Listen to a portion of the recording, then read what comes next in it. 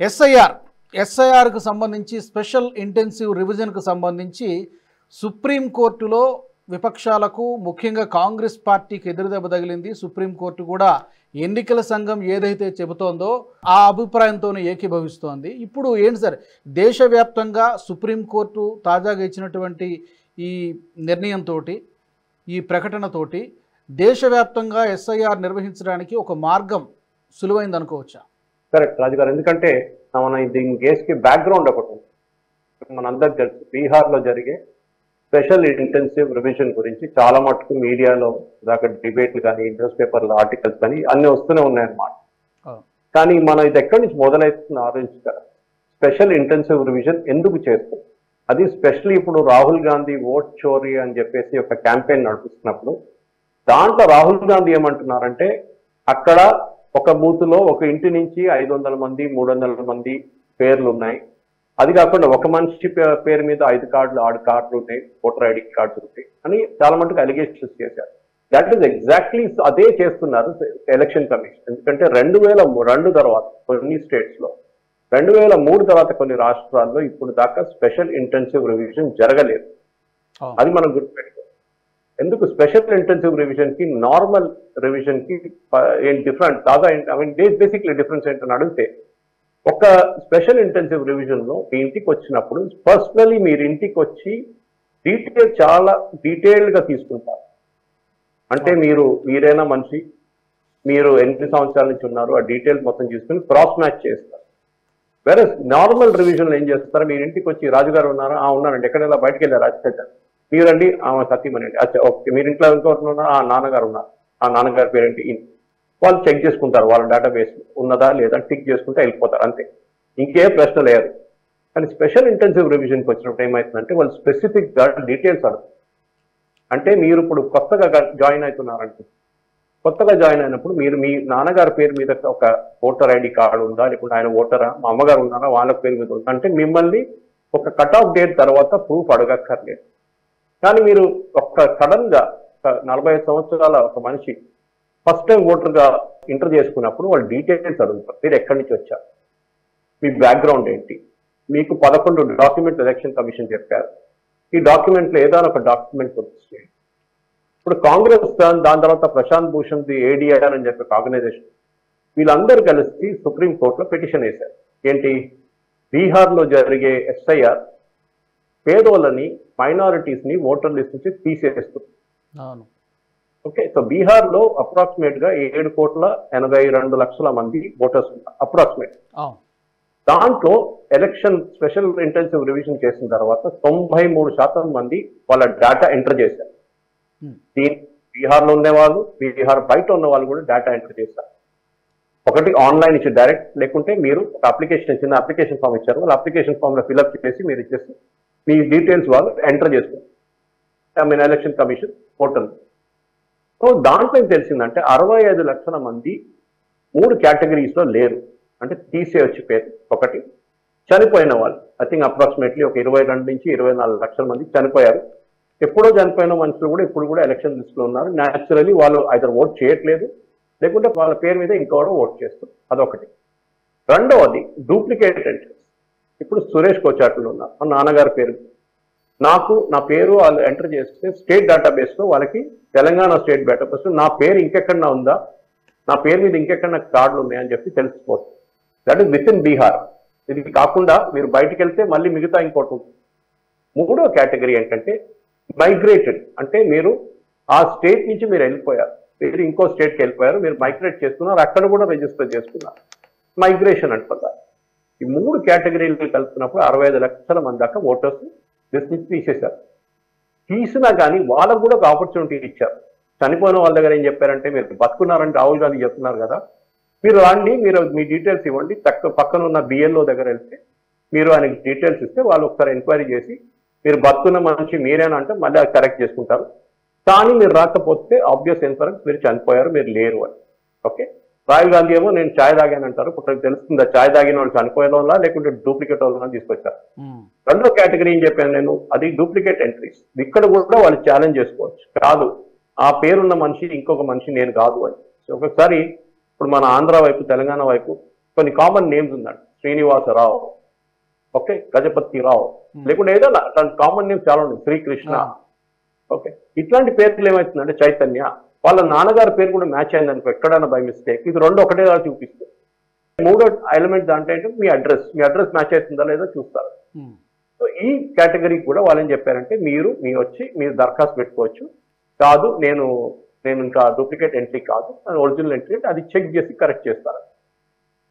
మూడో category migrated out side the state, అది కూడా ఛాలెంజ్ చేసుకోవచ్చు. వాళ్ళంతా నేను మైగ్రేట్ కాలేదు, నేను ఇక్కడే ఉన్నానని చెప్తారు. ఈ కేటగిరీలో చాలా క్రూషియల్ రాజు గారు, మైగ్రెంట్స్ ఫ్రమ్ బీహార్ అంట. మన బీహార్ నుంచి ఇప్పుడు నేను కేరళకు వచ్చాను చూడు, ఇక్కడ కూడా హోటళ్లలో ఎక్కడైనా కానీ బీహారీ వాళ్ళు, బీహార్ నుంచి చాలా మంది, బీహార్ ఒకటే, అస్సాం కానీ ఒడిశా కానీ యూపీ నుంచి చాలా మంది పనిచేస్తున్నారు. అది ఇక్కడ పెట్రోల్ బంక్ కానివ్వండి, హోటళ్ళు కానివ్వండి, ఎక్కడైనా వాళ్ళు డెఫినెట్ గా ఉంటారు. వాళ్ళు ఎలక్షన్ టైంలో వాళ్ళ ఊరికి తిరిగి వెళ్తారు. సమ్ టైమ్స్ ఒక్కొక్కసారి వెళ్ళరు, ఒకసారి వాళ్ళు ఛత్ పూజ కానీ ఇట్లాంటి మేజర్ ఫెస్టివల్, దివాళీ కానీ హోలీ టైంలో వాళ్ళ ఊరికి వెళ్తారు. కొంతమంది ఏం చేస్తారంటే ఇక్కడ రిజిస్టర్ చేసుకుంటారు వాళ్ళు, ఎందుకంటే ఎలక్షన్ కమిషన్ రూల్స్ ప్రకారం మీరు ఏ చోట 6 నెలల కన్నా ఎక్కువ ఉన్నారో అక్కడ ఓటర్ అయిపోతారు ఆటోమేటిక్. మీరు రిజిస్టర్ చేసుకోవాలి. దాంట్లో ఫామ్ 8 అని ఒకటి ఆన్లైన్ ఉంది. మీరు అక్కడ వెళ్ళి నేను బీహార్లో హజారీబాగ్ నుంచి నేను ఉన్నాను, అక్కడి నుంచి నేను ఇక్కడికి షిఫ్ట్ అయిపోయాను, పురులియా నుంచి ఇక్కడ షిఫ్ట్ అయిపోయాను, లేకుంటే పట్నా నుంచి షిఫ్ట్ అయిపోయాను అని చెప్పి మీరు ఫామ్ ఇవ్వచ్చు. ఆ ఫామ్ లో మీరు అక్కడ ఉన్న పేరు డిలీట్ చేసి ఇక్కడ ఉన్న పేరు యాక్టివేట్ చేసుకోండి. మీకు గుర్తుంటుంది రాజు గారు, రాహుల్ గాంధీ ఒక మనిషి గురించి మాట్లాడారు, నాకు పేరు గుర్తులేదు నాకు, కానీ ఆయన 3 స్టేట్స్ లో ఆయనకి ఓటింగ్ ఉందంటున్నా, పెద్ద గొడవ చేశారు రాహుల్ గాంధీ. ఆయన ఏం చేశారంటే ఆయన చేసిన ఎలక్షన్ కమిషన్ కూడా దీంట్లో చాలా మటుకు ఇన్ఎఫిషియన్సీ. అంటే ఎలక్షన్ కమిషన్ అంటే మనం ఏమనుకుంటా ఢిల్లీలో కూర్చున్న వాళ్ళు ముగ్గురు అంత కాదు, స్టేట్ ఎలక్షన్ కమిషనర్ కింద పనిచేస్తుంది. దాంట్లో చాలా మంది 99% మనుషులు స్టేట్ లో పనిచేసే టీచర్లు కానివ్వండి, బ్యాంక్ ఎంప్లాయీస్ కానీ ఇట్లా మిగతా వాళ్ళు ఉంటారనమాట. అది కాదు, వాళ్ళు ఏం చేస్తారు, వాళ్ళు ఈ డేటా ఎంట్రీ కరెక్ట్ గా చేయరు, ఎందుకంటే దీంట్లో ఎక్కువ డబ్బులు ఏం రాదు, 1000 రూపాయలు, 2000 రూపాయలు, 3000 రూపాయలు రోజుకి ఇయర్, చిన్న అమౌంట్ ఉంటుంది. సో వాళ్ళ మోటివేషన్ కూడా చాలా తక్కువ. వాళ్ళు ఏం చేస్తారు, ఇట్లాంటి తప్పులు చేస్తారు. అంటే వాళ్ళు ఈ ఫామ్ కరెక్షన్ చేయరు, ఎవరైనా క్యాన్సిల్ చేసే ఫామ్ ని అప్డేట్ చేయరు. మీరు ఇంకోటి బీహార్ లో చూస్తుంటారు, ఒక దేవి, ఫస్ట్ నేమ్ మర్చిపోయిన ఆమెది, సో దేవి 120 సంవత్సరాలు అని చెప్పి రాహుల్ గాంధీ అలిగేషన్ చేశారు. 125 సంవత్సరాలు ఉన్న మహిళ ఉంది మన దేశంలో అని చెప్పి టీషర్ట్ కూడా ప్రింట్ చేసి జంతర్ మంతర్ అక్కడక్కడ ప్రొటెస్ట్ చేశారు. దాంట్లో ప్రియాంక వాద్రా వాళ్ళ పార్టీ వాళ్ళందరూ వేసుకుంది. ఆ మహిళ కేసు ఏమైందంటే ఆమె డేట్ ఆఫ్ బర్త్, ఆమె ఎంటర్ చేసిన డేట్ ఆఫ్ బర్త్ అది ఒక తప్పుగా ఎంటర్ చేశారనమాట. ఏంటి, ఆమె డేట్ ఆఫ్ బర్త్ ఎంటర్ చేయడంలో వాళ్ళు ఎంటర్ చేసింది 1900, ఇప్పుడు ఆమె 125 సంవత్సరాలు అయిపోయింది. ఆమెది యాక్చువల్లీ 1990 ఉండే. 1990 ఎంటర్ చేసే బదులు ఆ డేటా ఎంట్రీ ఆపరేటర్ 1900 అని కొట్టేశాడు. అది ఆటోమేటిక్ గా ఎలక్షన్ కమిషన్ దాంట్లో లిస్ట్ లో 125 సంవత్సరాల ఒక లేడీ అయిపోయి తయారైంది. అది కరెక్ట్ చేసుకోవచ్చు. ఈ ఇన్ఎఫిషియన్సీ కరెక్ట్ చేయడానికే ఈ స్పెషల్ ఇంటెన్సివ్ రివిజన్ చేస్తున్నారు. అదే సుప్రీం కోర్టు కూడా ఇవాళ కూడా చెప్పారు, నిన్న కూడా చెప్పారు. వాళ్ళు చేసిన election commission of India is authorise to do this. ఏది, వాళ్ళు చేసిన special intensive revision correct.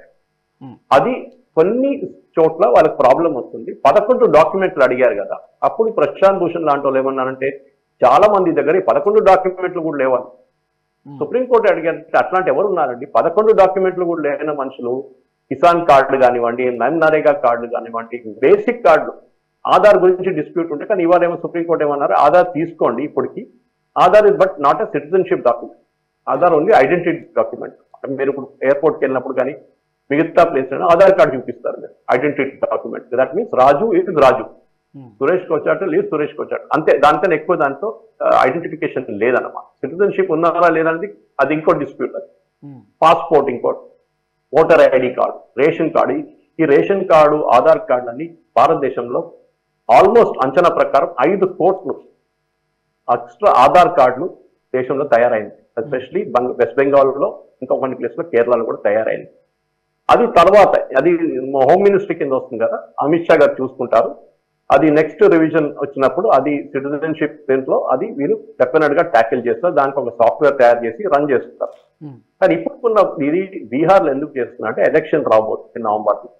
Next Assam. ఇప్పుడు election commission all over India announce చేశారు, including Telangana, special intensive revision జరగాల్సింది, దాంట్లో లీగల్ శాంక్టిటీ ఉందని చెప్పి సుప్రీంకోర్టు చాలా క్లియర్ గా చెప్పారు. దాంట్లో డౌట్ లేదు. ఓన్లీ ఒక్క ట్రస్ట్ డెఫిసిట్ అని చెప్పారు. అంటే వీరేమంటున్నారు, వాళ్ళు కరెక్ట్ గా పనిచేయట్లేదు. ఎలక్షన్ కమిషన్ ఏమంటారు, మేమైతే యాజ్ పర్ రూల్స్ వెళ్తున్నాం, మీరు ఏమైనా తప్పులు ఉంటే చెప్పండి, మేము కరెక్ట్ చేస్తాం. మీరు చూసుంటారు వాళ్ళు ఇచ్చిన ఓపెన్ లిస్ట్ ఇచ్చారు అన్ని political parties, first draft list ఇచ్చారు అప్పుడు ఎస్ఐఆర్ చేసిన తర్వాత బీహార్. ఒక్క అబ్జెక్షన్ కూడా ఒక పొలిటికల్ పార్టీ వైపు నుంచి రాదు, ఒక్క అబ్జెక్షన్ కూడా. 7,25,00,000 మంది పేర్ల నుంచి 65,00,000 మంది తీసేసిన వాళ్ళ పేర్లు అసలు ఎవరు వచ్చి అబ్జెక్షన్ ఫైల్ చేయరు. ఒక 15,000 మంది వాళ్ళ ఇండివిజువల్ బేసిస్ లో వచ్చి ఫైల్ చేశారు. అది బహుశా వాళ్ళ పేరు లేదు, లేకుంటే పేరు, ఎందుకంటే వాళ్ళకి ఎట్లా తెలుసండి పేరు లేదని, ఎవరో పొలిటికల్ పార్టీ వాడు వచ్చి చెప్పుకుంటాడు, మమ్మల్ని మీ పేరు దీంట్లో లేదు, మీరు ఒకసారి అబ్జెక్షన్ ఫైల్ చేయండి చెప్పి వాళ్ళే ఆన్లైన్ ఫైల్ చేస్తారు. ఇది బేసిక్. ఎందుకంటే చెప్పుకుంటా పోతే మనకు ఒక గంట సేపు డిబేట్ మొత్తం ఎస్ఐఆర్ మీదే చేయాల్సి, కానీ మిగతా టాపిక్ కూడా ఉంది మనకి. సో బేసిక్ గా ఒక కన్సైజ్ మ్యాటర్ చెప్తారు. ఇప్పుడు సుప్రీంకోర్టు రేపు కూడా ఈ హియరింగ్ ఉంటుంది, దాని తర్వాత వాళ్ళు జడ్జ్మెంట్ ఇచ్చేస్తారు. కానీ ఎక్కడికి పోతుంది చాలా క్లియర్ గా తెలిసిపోయింది, ఈ ఎస్ఐఆర్ జరగవచ్చు. కానీ ఇప్పుడు రాహుల్ గాంధీ అని పార్టీ ఏం చేస్తున్నారు, ఎస్ఐఆర్ వ్యతిరేకంగా రేపటి నుంచి బీహార్ లో వాళ్ళు జులూసులు తీస్తారంట, ర్యాలీలు తీస్తారంట. అంటే సుప్రీంకోర్టు ఇచ్చే నిర్ణయం ఇప్పుడు ఇవ్వలేదు, రాబోయే నిర్ణయం కూడా డిస్ప్యూట్ చేయబోతున్నారు. ఆర్మీని ఎట్లా డిస్ప్యూట్ చేశారో, ఎయిర్ ఫోర్స్ ఎట్లా డిస్ప్యూట్ చేశారో రాహుల్ గాంధీ, అట్లనే ఇప్పుడు ఇంకొక కాన్స్టిట్యూషనల్ బాడీని కూడా డిస్ప్యూట్ చేస్తారు. మనందరికి తెలుసు పాకిస్తాన్ లో ఇదే జరిగింది, ఎలక్షన్ ఫ్రాడ్ అయిందని చెప్పి ఇమ్రాన్ ఖాన్ ని జైలు వేశారు, ప్రూఫ్ ఏం లేదు. బంగ్లాదేశ్ లో ఎలక్షన్ ఫ్రాడ్ జరిగిందని చెప్పి షేక్ హసీనాని అక్కడి నుంచి వాళ్ళు తరిమి కొట్టారు. ఈ భారతదేశంలో కూడా ఇదే ట్రై చేస్తున్నారు. ఇది ఒక జార్జ్ సోరోస్ అండ్ సిఐఏ ఒక కిట్ అన్నమాట, వాళ్ళ స్టాండర్డ్ కిట్. మీరు ఎక్కడైనా చూడండి, వాళ్ళకి ఎక్కడెక్కడ గవర్నమెంట్ చేంజ్ చేయాలో వాళ్ళు ఆడుతున్న గేమ్ ఇదన్నమాట. అంటే democratic government, non democratic governments ఉన్న చోట్ల ఈ ప్రాబ్లం ఉండదు. ఓకే, వాళ్ళు డైరెక్ట్ గా చేంజ్ చేసుకుంటారు. మీరు చూసుంటారు ఇరాక్ కానీ లిబియా అట్లాంటి రాష్ట్రాలు. కానీ ఇక్కడ మన దగ్గర ఈ జులూసులు తీయడం, రాహుల్ గాంధీ ఫారిన్ మీడియాతో మాట్లాడడం, ఇదంతా ఒక పెద్ద గేమ్ అన్నమాట. కానీ సుప్రీంకోర్టు ఒకసారి ఒక నిర్ణయం ఇచ్చిన తర్వాత ఎస్ఐఆర్ ఇస్ కరెక్ట్ అంటే దాని తర్వాత ఒక 6 నెలల్లో దేశంలో అన్ని రాష్ట్రాల్లో ఉన్న ఎలక్ట్రల్ లిస్ట్ ని కంప్లీట్ గా క్లీనప్ చేస్తే, మీరు చూడండి రాజు గారు, ఐఎమ్ నాట్ ఎగ్జాజరేటింగ్, ఒక మినిమం 10 కోట్ల నుంచి 15 కోట్ల మంది మన లిస్ట్ నుంచి బయటకు వచ్చేస్తారు. నేను చెప్పినట్లు 3 కేటగిరీ, చనిపోయిన వాళ్ళు, డూప్లికేట్ అండ్ మైగ్రేటెడ్. 4వ కేటగిరీ ఒకటి ఉంది, ఏది బంగ్లాదేశ్. దాన్ని కూడా సుప్రీంకోర్టు వాళ్ళు చాలా క్లియర్ గా ఒక తీర్పు ఇచ్చారు. బంగ్లాదేశ్ అరెస్ట్ చేయకూడదు అని చెప్పి ప్రశాంత్ భూషణ్ పిటిషన్ వేశారు.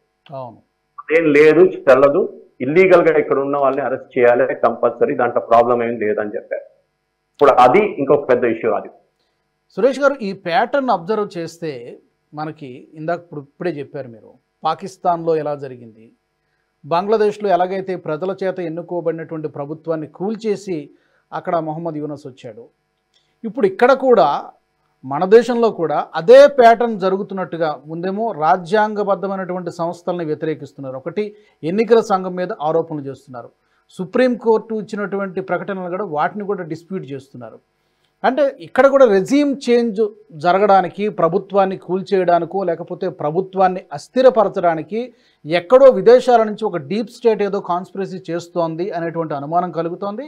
ఆ డీప్ స్టేట్ పన్నినటువంటి కుట్రలో ఇక్కడ ఉన్నటువంటి కొన్ని పొలిటికల్ పార్టీసు టూల్ కిట్స్ లాగా పనికొస్తున్నాయా అని అనడానికి చాలా బలమైనటువంటి ఆధారాలు కనబడుతున్నాయి సార్, ఏమంటారు?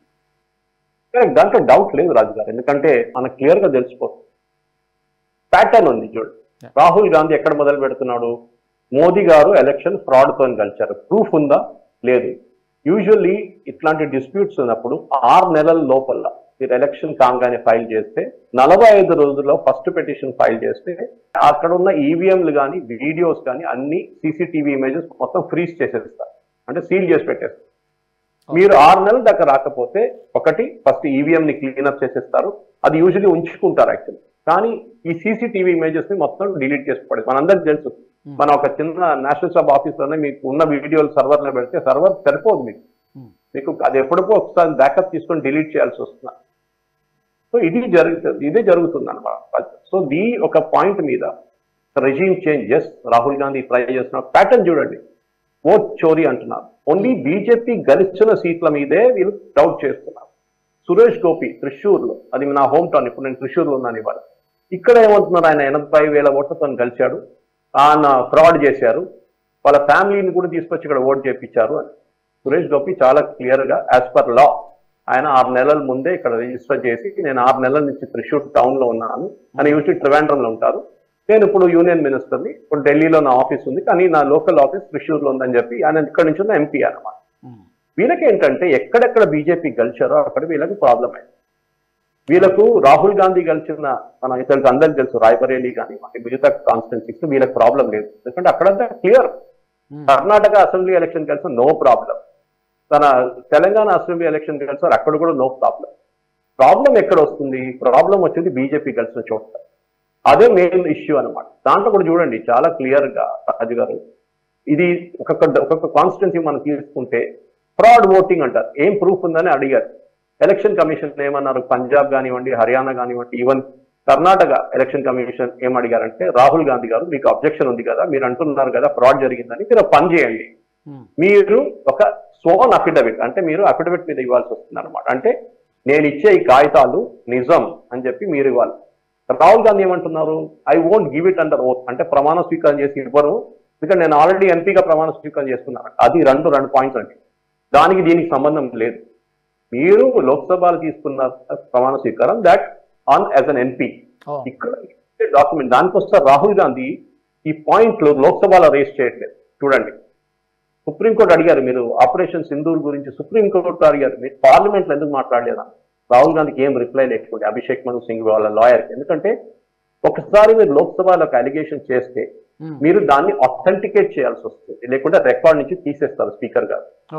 అంటే మీరు చెప్పాలి నేను ఇచ్చిన కాగితం నిజం, ఐఎమ్ స్టాండింగ్ బై ఇట్. అంటే రేపు ఈ కాగితం ఫర్జీ అని తెలిసిపోయిందా లేకుంటే అబద్ధం అని తెలిసిపోతే మిమ్మల్ని మీద చట్టం మీద యాజ్ పర్ లా యాక్షన్ తీసుకోవచ్చు. పార్లమెంట్ లో కొన్ని ప్రివిలేజెస్ ఉన్నాయి, కానీ బయట చేస్తే అది పెద్ద. ఎలక్షన్ కమిషన్ అడిగిన దానికి రాహుల్ గాంధీ ఇవ్వట్లేదు. వీళ్ళందరూ కలిసి డాక్యుమెంట్ పంపించారు బీహార్లో అబ్జెక్షన్ అని చెప్పి, ఏది 10 లక్షల మంది పేర్లు మిస్సింగ్ ఉంది, వీళ్ళందరూ ఉన్నారు అని చెప్పి ఒక అప్లికేషన్ ఫైల్ చేశారు. పేర్లు లేవు, ఎక్కడి నుంచి అని చెప్పట్లేదు, ఎక్కడి నుంచి వీళ్ళు మిస్సింగ్ ఉన్నారని చెప్పట్లేదు. ఏం కాకుండా just 10 lakh people are not dead అని చెప్పారు. రాహుల్ గాంధీ 6 మందితో ఛాయ్ తాగారని చెప్పారు. ఇదనమాట మెయిన్ గా. ఈ ప్రాబ్లం అన్ని ఎక్కడ వస్తుందంటే రాజు గారు, డెఫినెట్ గా ఈ రాహుల్ గాంధీ టీం కి మోదీ గారు గెలిచిన దానికి వాళ్ళకి పట్టట్లేదు. ఇప్పుడు మనకు చాలా తెలుసు, Congress social media handles Twitter మీద మోస్ట్లీ, అది కాకుండా ఫేస్బుక్ మీద కూడా వీళ్ళు పెద్ద వార్ చేస్తున్నారు. అది కాకుండా వాళ్ళ దగ్గర ఉన్న ఛానల్స్, యూట్యూబ్ ఛానల్స్ అంతా వాడుకుంటున్నారు. ఒకటే మాట, మోదీ గారు ఫ్రాడ్ చేశారు. మీకు 100 సీట్లు ఎట్లా వచ్చిందిరా నాయన, అది చెప్పండి అది చెప్పండి. మీకు 44 రావాలి ఉంటే మీకు 100 ఎట్లా వచ్చిందంటే మాట్లాడలేదు సార్. బీజేపీ గురించే వీళ్ళకి ప్రాబ్లం. ఎక్కడెక్కడ నేను చెప్పాను, ఎక్కడెక్కడ వీరు గెలిచారో అక్కడ ఏం ఇష్యూ లేదు, ఎక్కడెక్కడ ఓడిపోయారో అక్కడే వీళ్ళకి ఇష్యూ. హర్యానా కానీ, రాజస్థాన్ కానివ్వండి, మధ్యప్రదేశ్, ఛత్తీస్గఢ్ అండ్ మహారాష్ట్ర అండ్ ఢిల్లీ. ఢిల్లీలో చూడండి, ఆమ్ ఆద్మీ పార్టీ ఏం అనట్లేదు, ఫ్రాడ్ జరిగింది అది జరిగిందని వాళ్ళు ఏం అనట్లేదు. ఓకే, కానీ వాళ్ళు కాంగ్రెస్ వాళ్ళు ఢిల్లీలో బీజేపీ ఫ్రాడ్ చేశారండి. ఏది 3వ స్థానంలో కూడా రాని పార్టీకి, డిపాజిట్ కూడా రాని పార్టీ వాళ్ళకి అబ్జెక్ట్ చేస్తున్నారా? రాహుల్ గాంధీ గారు ఒక మాట అర్థం చేసుకోవాలి రాజు గారు, sorry we're taking the debate too long. నాకు తెలుసు ఆల్మోస్ట్ ఏమంటుంటే 20 నిమిషాలు అవుతుంది డిబేట్ స్టార్ట్ చేసి, కానీ మన ప్రేక్షకులు కూడా అర్థం చేసుకోవాలి. ఇట్లాంటివి అబద్ధాలు చెప్పి చెప్పి చెప్పి రాహుల్ గాంధీ తన ఇమేజ్ ని చాలా నెగటివ్ స్టార్ట్ కి తీసుకొచ్చారు. అయితే సార్, యాక్చువల్గా బీజేపీ కూడా తాజాగా దీనికి కౌంటర్ చేస్తూ ఒక ప్రెస్ కాన్ఫరెన్స్ కూడా పెట్టినట్టుంది. అంటే వైనాడ్ నియోజకవర్గంలో ఎంతమంది డౌట్ఫుల్ ఓటర్స్ ఉన్నారు, ప్రియాంక గాంధీ నియోజకవర్గం రాయ్బరీలో సుమారుగా 2 లక్షలకు పైన, రాహుల్ గాంధీ నియోజకవర్గంలో 93,000కు పైన, అభిషేక్ బెనర్జీ నియోజకవర్గంలో దాదాపుగా 2,59,000, అఖిలేష్ యాదవ్ నియోజకవర్గంలో కూడా 2,91,000, సుమారుగా చెప్తున్నాను, నేను ఎగ్జాక్ట్ ఫిగర్స్ చెప్పట్లేదు. సో ఈ నియోజకవర్గాల్లో కూడా, ఇంక్లూడింగ్ స్టాలిన్ నియోజకవర్గంలో కూడా ఇంతమంది డౌట్ఫుల్ ఓటర్స్ ఉన్నారని చెప్పి బీజేపీ కూడా కౌంటర్ చేసింది సార్. కరెక్ట్, దాంట్లో డౌట్ లేదు. ఎందుకంటే నేను ఎగ్జాంపుల్ ఇస్తాను. కేరళలో ఒక కాన్స్టిట్యూన్సీ ఉంది ఆలప్పుడ, మీకు గుర్తుంటుంది 2019 ఎలక్షన్లో యూడిఎఫ్ అంటే కాంగ్రెస్ ఉన్న అలయన్స్ కి ఒకటే సీట్ వచ్చింది కేరళలో. 20 సీట్లలో 19 సీట్లు ఓడిపోయారు, ఒకటే సీట్ గెలిచారు యూడిఎఫ్. ఇది అన్ని ఎల్డిఎఫ్కి వెళ్ళిందండి, సిపిఎం వాళ్ళతో సహా ఉన్న పార్టీ. కానీ ఆ ఒక్క సీట్ గెలిచింది ఒక క్యాండిడేట్ పేరు మొహమ్మద్ ఆరిఫ్. ఓకే, ఆయన గెలిచింది ఆలప్పుడ నుంచి కేరళలో, ఎల్డిఎఫ్ నుంచి సిపిఎం క్యాండిడేట్. ఆయన గెలిచిన కాన్స్టిట్యున్సీ ఆలప్పుడలో 6 అసెంబ్లీ సెగ్మెంట్స్ ఉన్నాయి. 5 అసెంబ్లీ సెగ్మెంట్స్ కౌంటింగ్ జరిగినప్పుడు ఈయన 17 ఓట్లతో వెనకకున్నారు. behind by 17,000 votes, trailing. Last constituency counting చేర్తల అని చెప్పి అసెంబ్లీ సెగ్మెంట్ ఆలపుర లోక్సభ దాంట్లో కౌంటింగ్ మొదలైతే ఈ 17,000 ఓట్స్ మొత్తం పోయి 3,000 ఓట్లు ఇంకా ఎక్కువ వచ్చి ఈయన ఎలక్షన్ గెలిచాడు ఆరిఫ్. ఏం స్ట్రేంజ్ అంటే ఈ చేర్తల అనే constituency it dominated by Hindus, complete Hindu domination, especially Ezhava community backward. అక్కడ శబరిమల ఎడ్యుకేషన్ ఆ టైం నట్టు మీకు గుర్తుంటుంది 2019 శబరిమల ఎడ్యుకేషన్ పీక్ టైంలో ఇది జరిగిందన్న. సో ఆ టైంలో హిందువులకి చాలా కోపం ఉండే అక్కడ ఉన్న ఎల్డిఎఫ్ గవర్నమెంట్. అప్పుడు చెప్పండి ఈ 5 సీట్లలో అసెంబ్లీ సీట్లు ఓడిపోయిన మనిషి, అంటే ఓట్లు తక్కువ వచ్చిన మనిషి 17 ఓట్లకి ఆయన వెనకబడున్నప్పుడు ఆయనకి చేర్తలకు వచ్చినప్పుడు ఒక్కటే ఎట్లా జరిగిందండి అంటే ఇది ఓటర్ ఫ్రాడ్ ఎట్లా జరుగుతుంది అంటే ఒకటి మనం తెలుసు చనిపోయిన వాళ్ళది పెట్టుకుంటారు, దాని తర్వాత మిగతా డూప్లికేట్ ఓట్. అన్నిటికంటే చాలా మటుకు గమనిక వచ్చిందంటే 2 సెషన్స్ ముందున్న అసెంబ్లీ ఎలక్షన్లో కేరళలో బీజేపీ అప్పుడున్న బీజేపీ స్టేట్ ప్రెసిడెంట్ మొన్నదాకా ఆయన ఉన్నారు 3 నెలల దాకా సురేంద్రన్ కాసర్గోడ్ వైపు నుంచి నీలేశ్వరం నుంచి అసెంబ్లీ సెగ్మెంట్లో 85 ఓట్లతో ఓడిపోయారు, 85 ఓట్లతో. సో ఆయన ఎలక్షన్ ఫైల్ చేశారు, పిటిషన్ ఫైల్ చేశారు, టైం లోపల ఫైల్ చేశారు, హైకోర్టులో కేసు వెళ్ళి సురేంద్రన్ ఏం ప్రూవ్ చేశారు యాక్చువల్లీ కోర్టులో ప్రూవ్ చేసింది ఏంటంటే ఈ 85 ఓట్లతో ఓడిపోయిన మనిషి నేను, కానీ నాకు అన్ని కాన్స్టిట్యున్సీలో కొన్ని బూత్ల ఓటింగ్ నుంచి as per pattern EVM pattern చూపించి ఈ ఓట్లు 400 ఓట్లు ఉన్న ఈ బూత్ లో 400 ఓట్లు కూడా ఐయుఎంఎల్కి వెళ్ళింది, అంటే ఆయన వ్యతిరేకంగా నిలబడిన Indian Union Muslim League which is a part of Congress led UDF. ఆ 400 మందిలో 257 మంది చనిపోయిన వాళ్ళు. మనం ఎప్పుడో వింటూ ఉంటాం అప్పుడప్పుడు చనిపోయిన వాళ్ళు కూడా వచ్చి ఓటేస్తారు. ఇది ప్రూవ్ చేశారు as per election commission of India data with and the high court. And election commission కూడా అగ్రీ చేస్తారు, ఈవెన్ ఆపోజిషన్ క్యాండిడేట్ కూడా అగ్రీ చేయాల్సి వచ్చింది. అది కాకుండా ఇంకొక 8,000 మంది దాంట్లో ఆల్మోస్ట్ 5,000 మంది బయట పనిచేస్తున్నారు, కేరళలో లేరు ఆ టైంలో. As per their passport details, as per the immigration details వాళ్ళు కేరళలో లేరు ఆ రోజు. ఎట్లా ఓటేశారండి? అక్కడైతే ఓటింగ్ లేదు కదా, యూఏఈలో కానీ సౌదీ అరేబియాలో కానీ ఎక్కడ ఇండియన్ ఎంబసీలో ఓటింగ్ లేదు, అసలు ఎక్కడ ఓట్ చేశారు? ఇది అడగాలి. ఒక డీటెయిల్డ్ ఎస్ఐఆర్ చేస్తేనే ఇదంతా క్లీనప్ అవుతుంది. కంప్లీట్ గా దేశం కంప్లీట్ గా చేస్తే నేను చెప్తున్నాను రాజు గారు 12 కోట్ల నుంచి 14 కోట్ల మంది మినిమం, ఎందుకంటే బీహార్ లో ఒక స్టేట్ లోనే మనకి 65 లక్షల మంది దొరికారు. ఇంకా మిగతా రాష్ట్రాలు అన్ని తీసుకుంటే ఒక 10 కోట్ల మందిని మన ఎలక్ట్రల్ లిస్ట్ నుంచి క్లీనప్ చేసుకోవచ్చు. మనకు మీకు యూజువల్ తెలుసు మన దగ్గర ఇప్పుడు 65% 70% ఓటింగ్ నడుస్తుంది యావరేజ్. మీరు చూడండి ఈ పేర్లను తీసేస్తే ఆల్మోస్ట్ మీకు 80% ఓటింగ్ వస్తుంది, ఎందుకంటే ఫేక్ నేమ్స్ అంతా పోయింది బయట. అది ఇప్పుడు జరగబోయేది రాజుగారు, అది జరగాల్సిందే. ఎలక్షన్ కమిషన్ బ్యాకప్ ఇచ్చారు సుప్రీంకోర్టు, వాళ్ళకి సపోర్ట్ ఇస్తున్నారు, దాన్ని బట్టి చేయాల్సి. అందుకే ఎస్ఐఆర్ అంటే అంత భయపడుతున్నారు ఇటు రాహుల్ గాంధీ కానీ అటు మమతా బెనర్జీ. అంటే వాళ్ళు గోల్ పోస్ట్ షిఫ్ట్ చేస్తున్నారు. వాళ్ళు ఏమంటున్నారంటే బీజేపీ గెలిచారు, డూప్లికేట్ ఓటర్స్ ఉన్నారు, ఎక్స్ట్రా ఓటర్స్ ఉన్నారు, ఒక అడ్రస్ నుంచి 300 మంది ఉన్నారంట. ఎన్నో మన ఓల్డ్ సిటీకి వెళ్తే మీకు తెలుసు ఒక అడ్రస్ నుంచి 400 మంది ఉంటారు ఓల్డ్ సిటీ. యూపీలో ఒక మనిషి ఒక నాన్నగారికి 50 మంది పిల్లలు ఉన్నారని చెప్పారు. అది కాదు, అది అక్కడ ఒక రిలీజియస్ ఆర్డర్లో మీరు ఒక స్వామి గారి దగ్గర దీక్ష తీసుకున్నప్పుడు మీరు వాళ్ళ నాన్నగారుగా తీసుకుంటారు అన్నమాట.